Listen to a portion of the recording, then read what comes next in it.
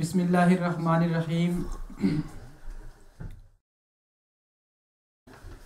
عن ابی ہریرہ رضی اللہ تعالی عنہ قال قال رسول اللہ صلی اللہ علیہ وسلم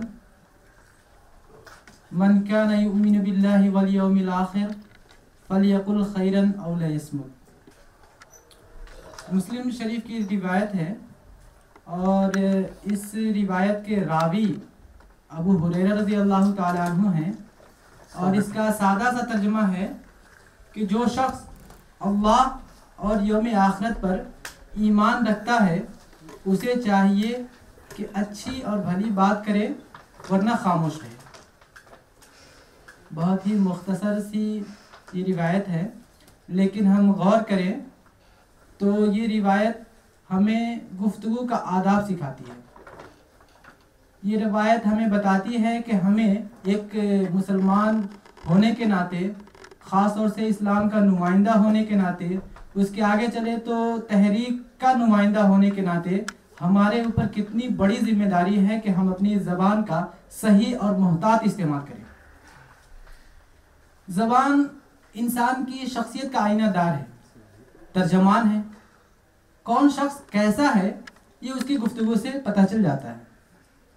اگر ہماری گفتگو شیریں نہیں ہے، ہماری گفتگو میں تلخی ہے، یا ہم بیجا یا کثرت کلام کے شکار ہیں، تو یہ اندازہ ہو جاتا ہے کہ یہ شخص بے وقت ہے، اس کی کوئی حیثیت نہیں، بس یوں ہی ہے. لیکن ہم بہت ہی محتاط زبان کا استعمال کرتے ہیں، قاعدے سے استعمال کرتے ہیں، اور اسی جگہ پر کلام کرتے ہیں جہاں اس کی جگہ ہے، تو پھر یہ سمجھ میں آتا ہے یہ شخص بہت عمدہ ہے، بہت اچھا ہے، اور اس کی گفتگو میں شیرینی ہے. محترم حضرات، زبان جیسا کہ بتایا گیا کہ بہت ہی اہمیت کا حامل ہے، کہ ہماری شخصیت کی پہچان ہے، تو اس کے استعمال میں بھی بہت ہی محتاط رہنے کی ضرورت ہے.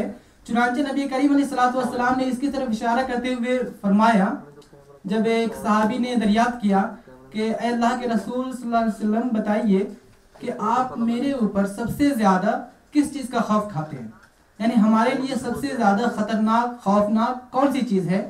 تو آپ صلی اللہ علیہ وسلم نے اپنی زبان کو پکڑ کر کہا یہ چیز سب سے زیادہ مہلک اور خطرناک ہے. زبان شخصیت کا آئینہ دار ہے، اس کے بارے میں یہ بھی ہم پڑھنے کو ملتا ہے.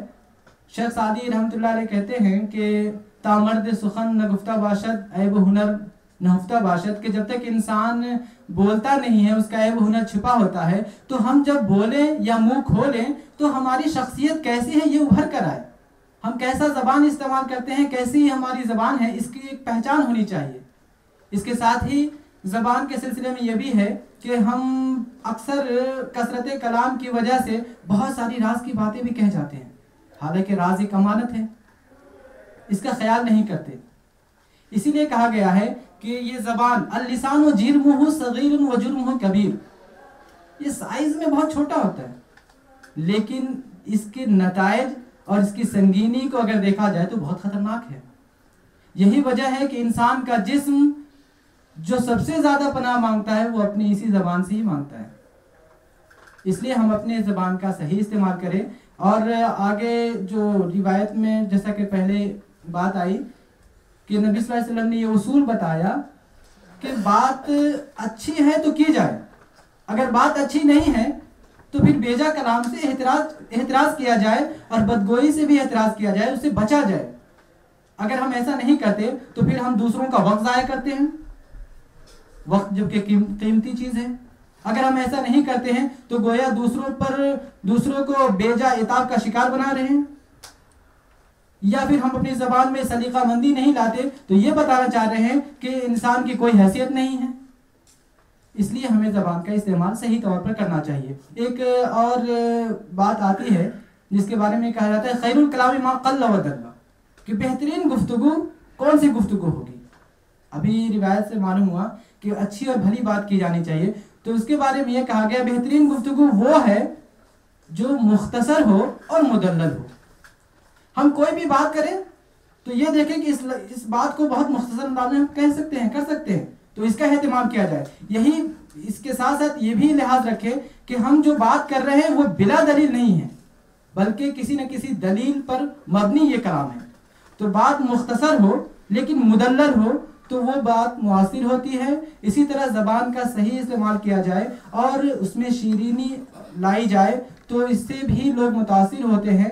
خاص طور سے جب ہم مسلمان ہیں اور جیسا کہ بتایا کہ ہم تحریک کے نمائندہ ہیں تو ہماری زبان واقعی سلیقہ مند ہونی چاہیے اور ہمیں اس کا اہتمام کرنا چاہیے. اگر ہم اس کا لحاظ کرتے ہیں تو ہم اپنی زبان کے ذریعے گویا یہ بتا رہے ہیں، اسلام کی دعوت دے رہے ہیں اور نہ کچھ کہتے ہوئے بھی ہم اسے پیغام دے رہے ہیں کہ مسلمان اچھی گفتگو کرتا ہے، اچھے ہوتے ہیں، اچھی بات کرتا ہے. لہٰذا ہمیں اس کا خیال رکھنا چاہیے. وآخر دعوانا جزاک اللہ خیر. یہ تھے برادر محب اللہ قاسمی صاحب.